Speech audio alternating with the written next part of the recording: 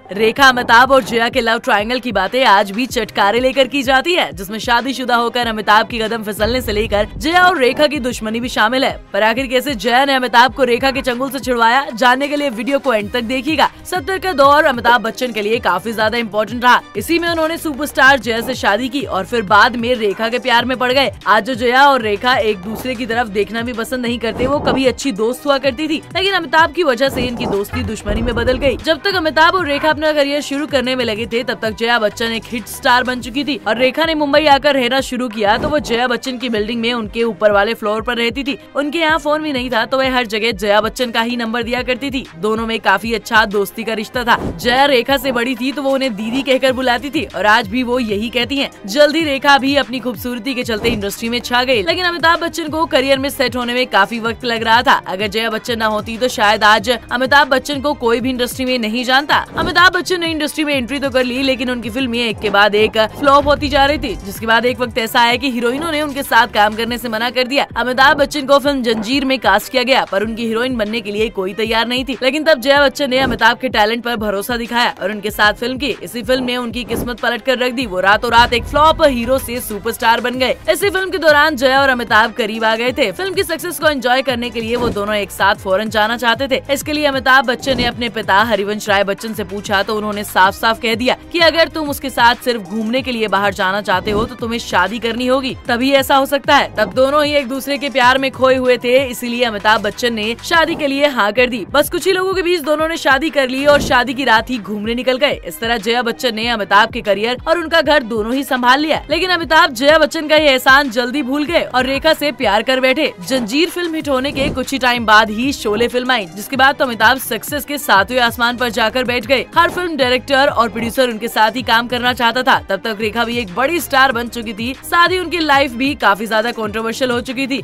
एक तो रेखा इंडस्ट्री की सबसे बोल्ड एक्ट्रेस बन चुकी थी, दूसरी तरफ 1970 के स्टार्टिंग में रेखा और विनोद मेहरा की शादी के रूमर्स भी आए थे, लेकिन विनोद मेहरा की मां को रेखा पसंद नहीं थी, इसलिए शादी कभी ऑफिशियल नहीं हो पाई। 1976 में जब रेखा और अमिताभ को फिल्म दो अनजाने में कास्ट किया गया तो इस फिल्म के सेट पर दोनों पहली बार एक दूसरे के करीब आए और डेट करने लगे। ये करीबी इतनी ज्यादा बढ़ी कि इनके रिश्ते की आग से उठता धुआं चारों तरफ फैलने लगा। जल्दी ये बात जया बच्चन के कानों तक पहुंच गई, लेकिन अपनी शादी बचाने के लिए जया बच्चन काफी दिनों तक चुप रही और सब सहती रही। फिर उन्होंने उन दोनों को दूर दूर रखने का फैसला कर लिया। हालांकि जैसे जैसे अमिताभ रेखा के प्यार के किस्से आगे बढ़ रहे थे, फिल्म मेकर्स उन्हीं के साथ ज्यादा से ज्यादा फिल्में साइन करना चाहते थे। फिल्म राम बलराम में जब अमिताभ बच्चन और रेखा को कास्ट किया गया तो जया बच्चन ने प्रोड्यूसर के पास जाकर ये तक कह दिया कि वो रेखा की जगह अगर किसी और को कास्ट कर लेंगे तो भी फिल्म पर कोई असर नहीं पड़ेगा। एक बार को प्रोड्यूसर ने जया की बात भी मान ली, लेकिन जब रेखा को ये पता चला कि जया बच्चन के कहने से उन्हें फिल्म से निकाला जा रहा है तो उन्होंने प्रोड्यूसर से कहा कि वो इस फिल्म में काम करने के लिए कोई भी पैसा नहीं लेंगे। अब प्रोड्यूसर ऐसा मौका कहाँ छोड़ने वाला था। बस फिर क्या था, फिल्म रेखा को मिल गई, लेकिन यहीं से जया और रेखा के बीच जबरदस्त दुश्मनी शुरू हो गई। अमिताभ और जया ने कभी भी खुलकर मीडिया के सामने इस बारे में कोई बयान नहीं दिया, लेकिन रेखा ने कई बार इस बात का खुलासा किया है। रेखा ने कहा था कि मेरी कोई परवाह नहीं करता क्योंकि मुझे तो दूसरी औरत माना जाता है और उन्हें यानी जया बच्चन को सब बेचारा समझते हैं। कोई शख्स किसी ऐसे इंसान के साथ एक छत के नीचे कैसे रह सकता है जब वो जानता है कि वो उससे प्यार ही नहीं करता। जया बच्चन का नाम लिए बिना रेखा ने ये सब उनके लिए कहा, लेकिन इनकी कहानी में असली मोड़ आना बाकी था और वो थी सिलसिला फिल्म। एक तरफ जहाँ 3 जिंदगियां उलझ रही थी, वहीं यश चोपड़ा को इसमें एक फिल्म की कहानी दिखी। उन्होंने जया, अमिताभ और रेखा तीनों को एक साथ फिल्म के लिए कास्ट किया। कहा जाता है कि ये कहानी असल में इन तीनों की लाइफ से इंस्पायर होकर लिखी गई थी। फिल्म की शूटिंग के टाइम एक बार जया ने रेखा को थप्पड़ मारा था और एक बार जोरदार धक्का भी दिया था। ये फिल्म कोई बहुत ज्यादा नहीं चली, पर यह आखिरी बार था जब अमिताभ और रेखा ने एक साथ काम किया था। इसके बाद जया बच्चन ने कुछ ऐसा किया कि रेखा ने हमेशा के लिए अमिताभ के साथ काम करने से मना कर दिया। एक दिन जया बच्चन ने रेखा को अपने घर डिनर पर इनवाइट किया, तब अमिताभ बच्चन शहर से बाहर थे। रेखा ये इनवाइट मिलने के बाद काफी डर गई। उन्हें लगता था कि जया उनसे बहुत गुस्सा है और उन्हें खरी खोटी सुनाने के लिए बुला रही है, लेकिन फिर भी हिम्मत करके रेखा उनके घर पहुंची। वहाँ जया ने उनके लिए वाकई एक शानदार डिनर ऑर्गेनाइज किया था। दोनों ने मिलकर हंसी खुशी में सारी बातें की। जया बच्चन ने रेखा से घर की डेकोरेशन को लेकर सजेशंस भी मांगे, लेकिन अमिताभ बच्चन को लेकर पूरे टाइम कोई बात नहीं की। काफी टाइम बिताने के बाद रेखा अपने घर जाने लगी। रेखा जब अपनी गाड़ी में बैठने लगी तब जया बच्चन ने उनसे कहा कि वो अमिताभ से बहुत ज्यादा प्यार करती हैं, इसीलिए उन्हें किसी भी हालत में कभी नहीं छोड़ना चाहती। उनके 2 बच्चे हैं और परिवार उन्हें सबसे ज्यादा प्यारा है। जिसके बाद बाय कहकर जया ने रेखा को विदा कर दिया। अमिताभ जब वापस लौटे तो उन्हें सारे किस्से के बारे में पता चला। उन्हें भी समझ आ गया कि जया कमजोर नहीं है और वो उनसे बहुत ज्यादा प्यार भी करती है, इसीलिए अमिताभ कुछ नहीं बोले, बस चुप रहे। दूसरी तरफ रेखा को भी ये समझ आ गया था कि अमिताभ भले ही उनसे प्यार करते हो, लेकिन वो उनके लिए कभी अपनी अपने परिवार और बच्चों को नहीं छोड़ेंगे। इसलिए रेखा ने भी